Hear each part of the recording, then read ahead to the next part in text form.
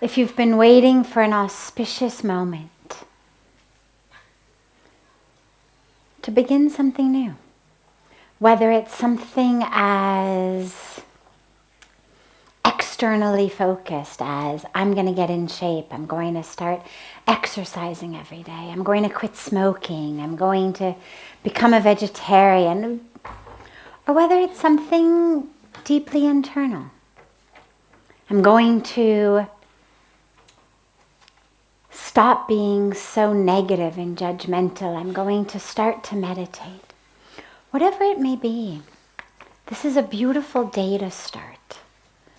Every day is a beautiful day to start, but our minds, we love symbols, we love excuses. So I'm going to start on Monday. I will start on my birthday.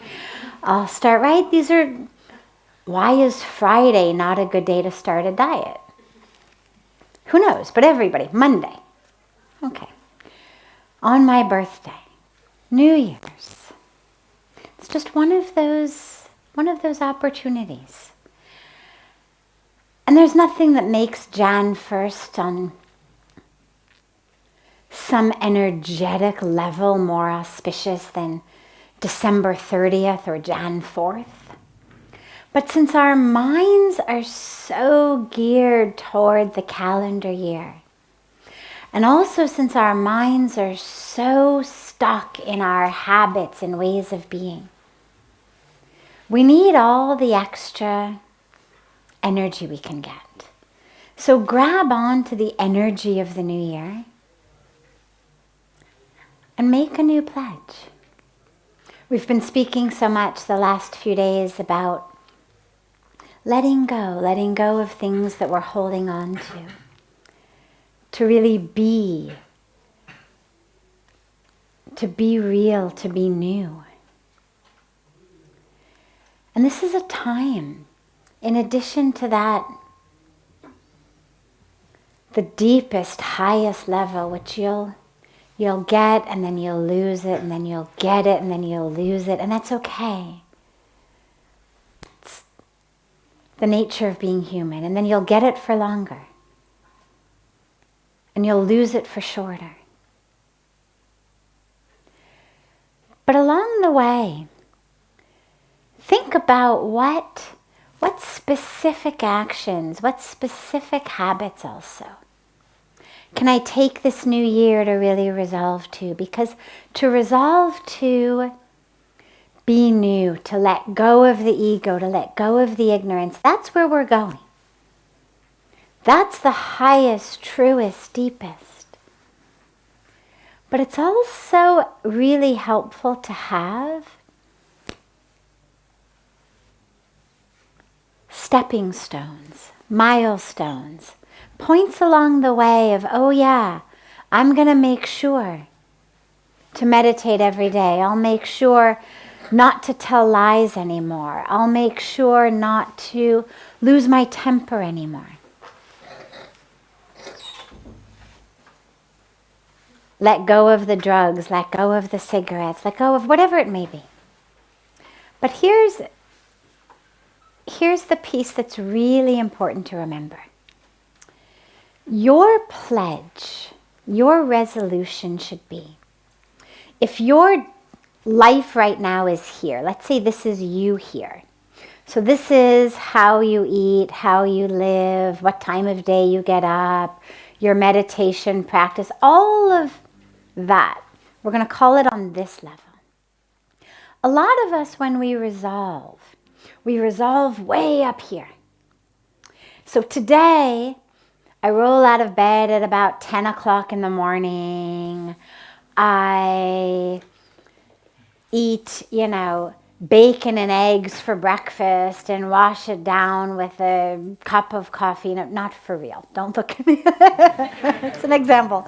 Wash it down with a, cup of black coffee, and then I go out and I roll into my job where I basically cheat people for a living, exploit people for a living. Then at the end of the day, gather together with my friends and we drink ourselves into oblivion, have all sorts of meaningless sex and we waste our money. Okay, so that's one end of the spectrum in pretty much every area of life. And if we then say you are that person, and then you're inspired to change, and so we say, okay, from tomorrow, from today, it's New Year's, I'm going to get up every day at 4 a.m. I'm going to meditate. I'm going to eat a pure, vegan, organic, healthy, sattvic lifestyle. I'm only going to speak truth and live truth. Never touch any of the rest. Well, that's amazing. And yeah, you can do it. The power of grace is boundless. And if you doubt that you really can go from 10 a.m. waking up to 4 a.m. waking up, don't resolve it.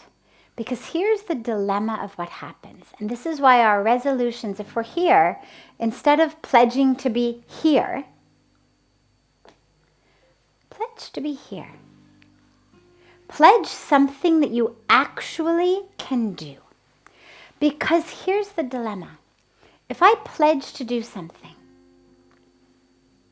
and I can't, I don't rather, not only am I missing out on doing whatever it is I've resolved to do, but even much more damaging, I develop an identity of someone who doesn't do what they resolve to do. That becomes my identity. So if I decide no more sweets, forget it, over. No more sugar, finished. And then maybe I'm used to having 10 Cokes a day. And maybe I only have one. But nonetheless, there it is. It's sugar. It's against what I've resolved. Or maybe I'm used to eating a whole cake and I actually only had a little taste of the frosting. Again, much better than where I was. But still not what I had resolved to. And then the problem is my mind, instead of being strong that yes, I'm making big changes, says, oh, yeah, I didn't stick to it anyway. I'm just like that. I don't have any willpower. I don't have any discipline. I make all of these commitments. I don't follow them. Yeah, New Year's resolutions every year. By Jan 10th, over.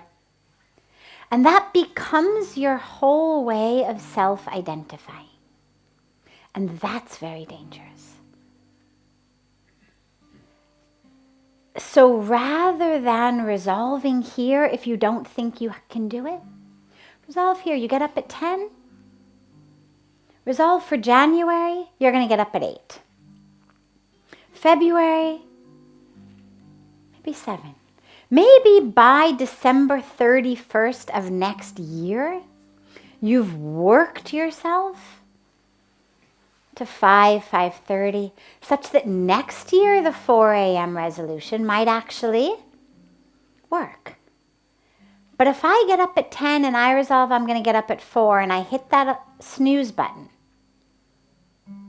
over and over until I finally just take the alarm and turn it off, you can make sure that not only am I not going to start getting up at 4, but I'm not even going to start getting up at 6 or 7. Because I've developed this way of thinking, oh, I can't do it. I don't follow what I say I'm going to do. And then whatever you decide to do in life, you already, even before you embark on it, even if it's something you can do, you've got that self-identity that says, nah, I don't have any willpower. So think carefully. Not what's your fantasy, not what do you want to do. Because that's the other way to fail at our resolutions. If it's not really something I want, it's not going to stick.